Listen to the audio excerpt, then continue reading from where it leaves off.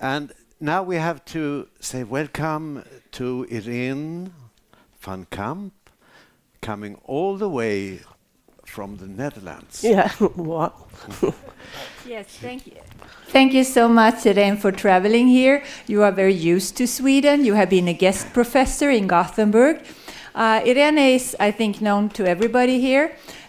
She had been involved in so many large European studies, not least in those studies around Schiphol, the airport in Netherlands, where so many papers came out, and we have so much knowledge from that. And today you are going to focus more on the child. You have also looked at different periods of life where we are vulnerable for noise. And I also want to tell you, she's just a great person to be around. The floor is yours. Not Irene. today. Yeah, this is not really about our own studies, but an overview. It's quite ambitious, I must admit, of what we know about early childhood effects of noise and the long-term effects it has on health. I thought I had 30 minutes, so someone has to warn me that it's enough. So yeah, and I prepared this in an earlier stage for a workshop together with Shesten Persson-Way from Gothenburg University, who will speak later. So to start with, I want to tell you something about why is noise really a problem. I mean, I know you all are convinced, but there are many people who are not that impressed with noise issues. And why would we need a life course approach to this? I'll talk a bit about noise and health in vulnerable groups, and then go on give you an overview of what do we know. Well, I heard a lot of new things today already. So the prenatal stuff and the language acquisition, I will not dwell on that. It's really focused on health and well-being. And then I will give a little idea of where we think are the main mechanisms and how we should continue with this work. So now this is from the New Scientist when WHO was publishing a WHO burden of disease, and this was actually sort of leaked into the press. That's fantastic. So it was earlier in the New Scientist than in the report itself. And I think it gives a very beautiful overview of what we know. And it was from 2007, but it's still in the realm of what we would state today. Daytime traffic leads to cardiovascular effects. It leads to sleep disturbance, annoyance, tinnitus, cognitive effects. Well, they actually speak of slower learning in children, which is a sort of funny term, but it means the same. And finally, hearing issues from leisure or recreational noise.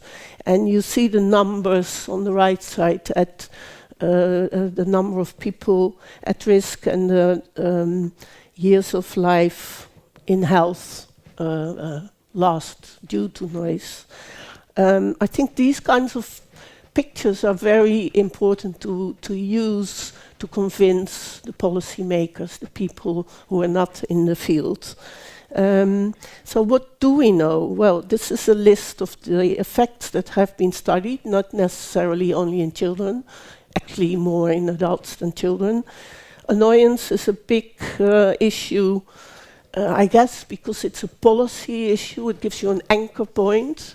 It's scientifically a rather difficult concept, annoyance. Sleep disturbance, both objective, subjective, cognitive impairment, cardiovascular risk, physiological reactions, mental health. And the last bit is not that they're less important, but they're very little studied. So birth weight, immune system effects, biochemical effects, and hearing loss. And yeah, we definitely think that all these effects should in future research account for life course, life phase, and susceptible groups. Now, usually when you talk about susceptible groups, it's children, older people, and people with some disease or impairment. But children are, of course, not necessarily more vulnerable. They can learn quicker. They're more protected, but they do hear better. So, as we heard already, even in the womb, they do learn and hear. This is an overview of the rationale behind all this study. The key question is, are we really dealing with a vulnerable group? It's mentioned in most reviews. It's a sort of obligatory paragraph in all the calls at the EU level, but actually there's a very limited number of studies that are specifically aimed at vulnerability. Most studies are very small scaled. We do know a lot about air traffic noise, but not all the other sources that are much more common in our living environment. Children are most vulnerable, but I'm beginning to doubt if that's the only thing, but to noise specifically in their cognitive development. And that's not necessarily because they're vulnerable, because they're in a very crucial stage in their development. And as we see, we studied children 9 to 11, but the age is getting earlier and earlier because it really happens much earlier. Language acquisition happens much earlier. All the learning happens much earlier, as we saw before in some of the talks. So, therefore, effects at a cognitive level, for instance, a disturbed sleep in children. Children sleep better than adults or older people, but the effects are there even if they keep sleeping and do not awake. So the effects might actually be larger, and as Mette mentioned, it might be sort of predictor of hyperactive behavior or a mechanism working there. Also, children are vulnerable because they didn't learn how to cope. They don't know how to distinguish between a hum and a sentence that doesn't make sense. They still need all the attention to learn that. Also children, and that has been shown, who grow up in very noisy environments tend to sort of give up, like, okay, I will not pay attention, which is referred to as learned helplessness, and it really affects other parts of life as well. So it might be a sort of general attitude they learn, like, okay, I will not pay attention, who cares? And that affects their learning a lot. And also, we think that we should define places where children come off, preschool, schools, other venues, to consider those as vulnerable places. Because children don't spend all their time at home. They go through all these different environments, and we should actually create environments in a broader sense, which are enhancing learning and well-being and health. These are tables which were published by WHO and other health institute. Dutch Health Council used to renew them every once in a while, and it just gives you an overview. There's sufficient evidence for effects of, and this is particular for children, effects on annoyance at school, outdoors, sufficient effect for cognitive reading, memory, auditive discrimination, and speech intelligibility. All of that has been studied primarily in school situations. There's limited evidence for motivation and hearing loss due to recreational noise. And if we go further, these are all very rarely studied in children. We have a little bit of evidence, but it's based on 1 or 2 studies per topic. And effects of noise on sleep in children is inconclusive. Some studies find an effect, others don't find an effect. So there's still a lot of work to do there. So now, why do we want to squeeze this whole item in a much more complex model of life course? It's hard enough to study children at one stage in their life. Why do we want to make it so complicated?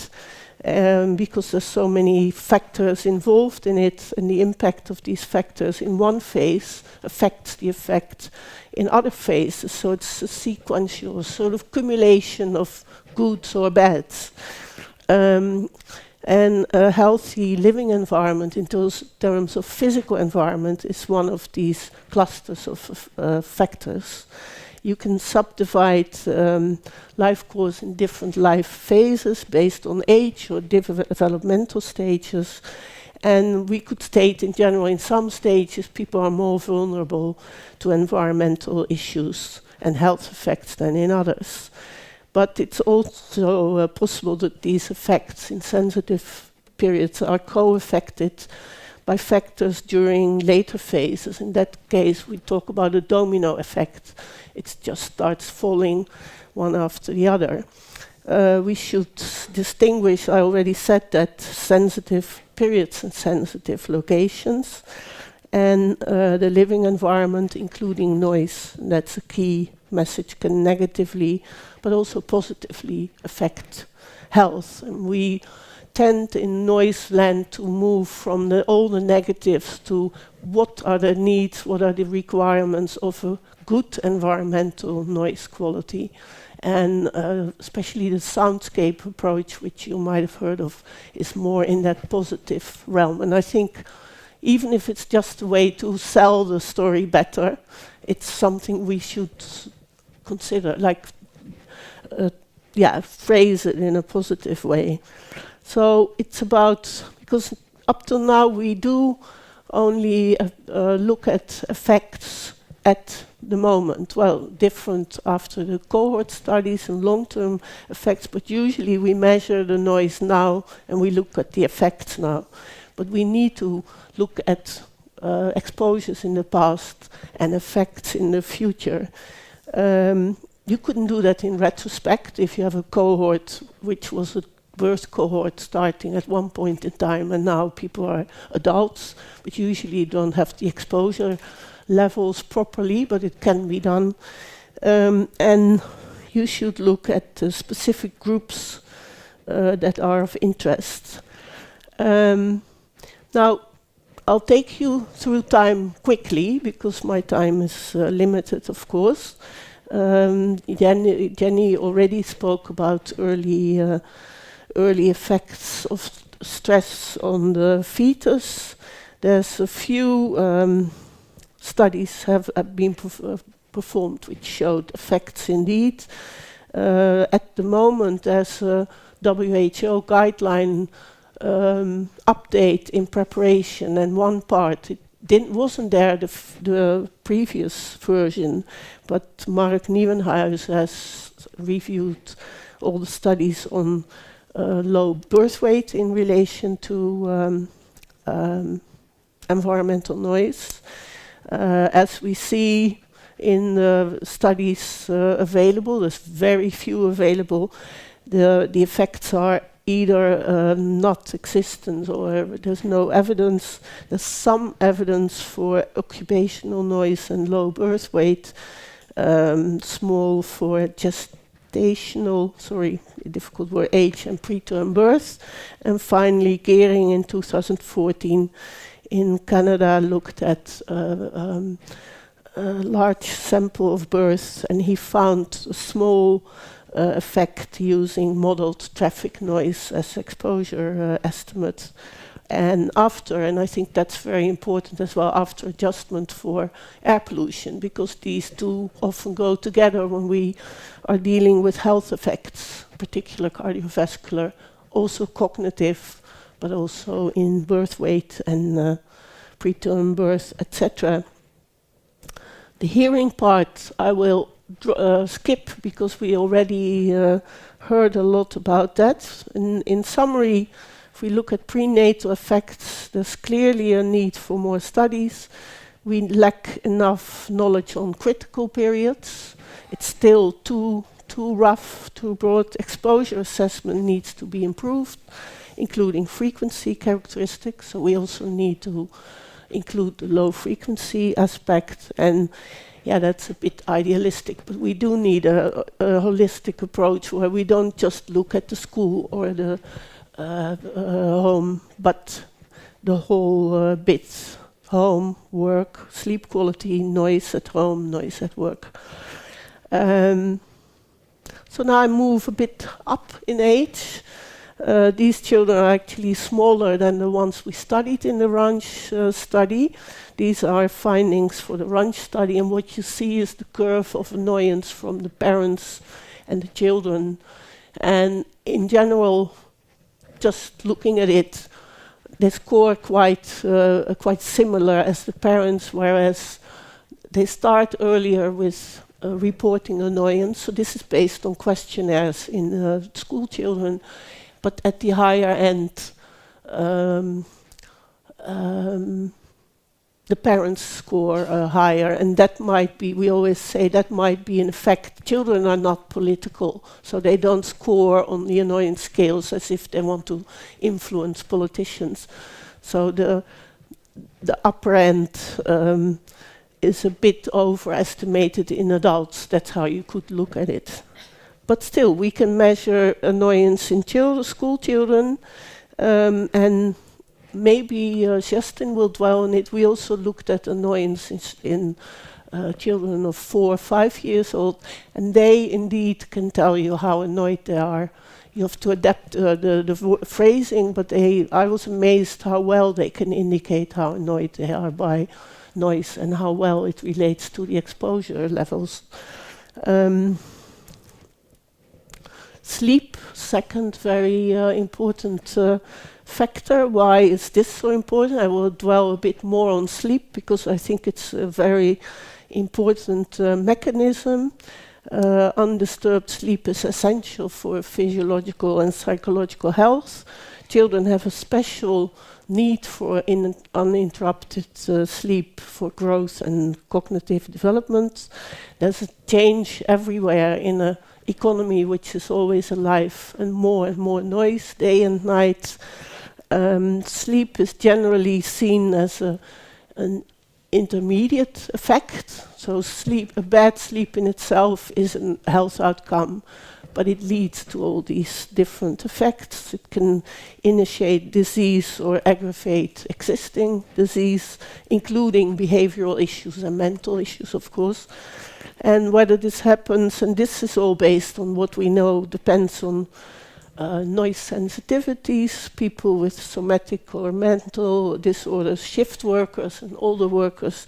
And in children we see in particular, and has been studied by Even Öström, among others, in Gothenburg in the past, that children respond much stronger physiologically to noise during their sleep than adults do, which is sort of counterintuitive of what people think. They do awake less, but the effects are much stronger. And you could imagine that has effects on cardiovascular system later on in life. We make a distinction between acute next day and long-term effects of sleep. And I think this is important to show. The estimates of the prevalence range from 5 to 30%, depends very much on how we define sleep disturbance. When you ask the GPs to register it, they find 5%, but if you ask the parents, they score much higher. So, yeah, somewhere in between there will be the truth. There is more harmonization needed, and in a Swedish national survey, which is quite strong evidence, I think. 1 out of 7 12-year-old children, that's 15%, indicated themselves that they were disturbed in their sleep by noise. And for about 25,000 school children in the age of 7 to 14, this occurred several times. So this is just by asking the children themselves, which is a good enough source besides the other estimates, I think. And these are quite remarkable numbers, I think. I talked a little bit about the long-term effects. There are cardiovascular effects. In the EU hyena study, which we were involved with, it was shown that due to noise, there was a non-dipping effect in the diastole blood pressure, which means during the sleep it didn't go down, which has a lot of effect on the restoration of physiological functions in particular. So that's quite a strong evidence of serious effects. Disturbed balance in the immune system has been found, and more lately obesity is related to lack of sleep. It has been found in shift workers, stewardesses, etc. And the risk related with this, the risk of diabetes in long term. So in conclusion, it's still not very completely clear how noise-related sleep disturbance affects children's health and learning, but there's a lot of hypotheses there. We made a review and wrote out a few years ago and actually phrased these hypotheses. There's a lot of work might be added to this since we're looking much more at the gene-environment interactions, and there's a lot of interesting work in Canada being done on that.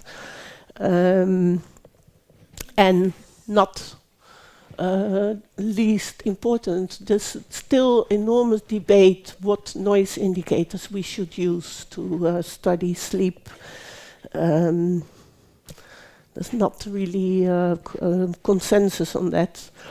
Cardiovascular effects in children. How much time do I have left? 1 minute. Okay, then I really have to go fast. But I'll go. In the Ranch study, we studied the effects of blood pressure around major airports, Heathrow and Schiphol, and indeed there was positive association, but large differences. Babish has done some study on road traffic noise in children and effects on blood pressure. And I think it's important to tell you that an elevated blood pressure in childhood actually is a very good predictor of later on hypertension in adult life and older life. I think can I show 3 or 4 more sheets? The cognitive effects actually have been documented best. They're based on the NORA study, which is very recently published by Maria Klatte, the children's study, really worthwhile reading.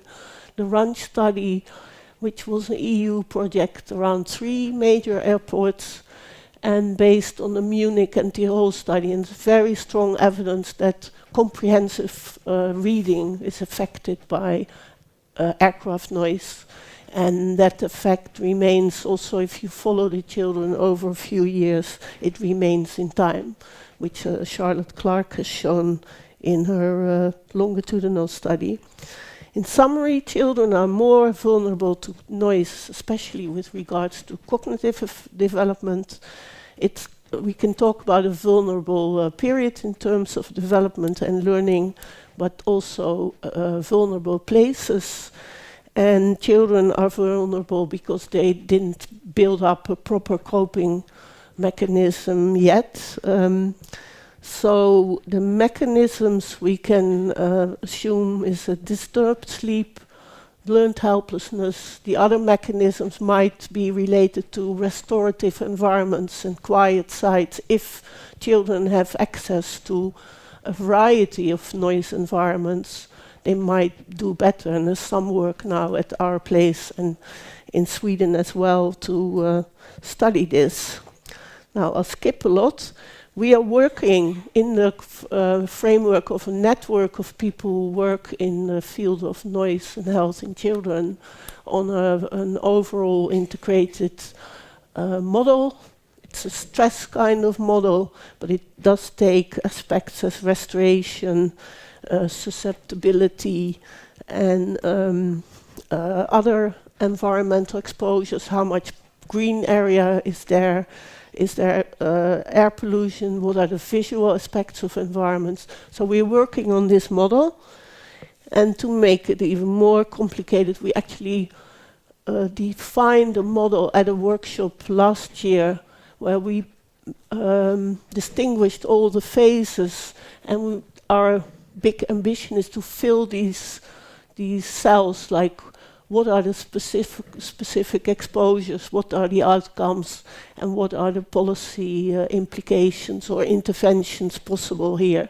And of course this looks very broad and ambitious, but if we could map this, we could see where the gaps really are in the noise and health in children field. And lastly, this is the visual presentation we made at the workshop we had.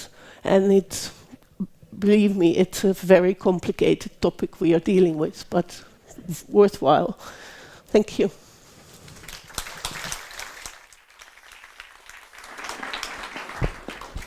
Thank you, Irene van Kamp, for this broad meta overview over European sound environmental work. Really incredible. We need this so much in Sweden to have a perspective like yours. We have two short questions before lunch.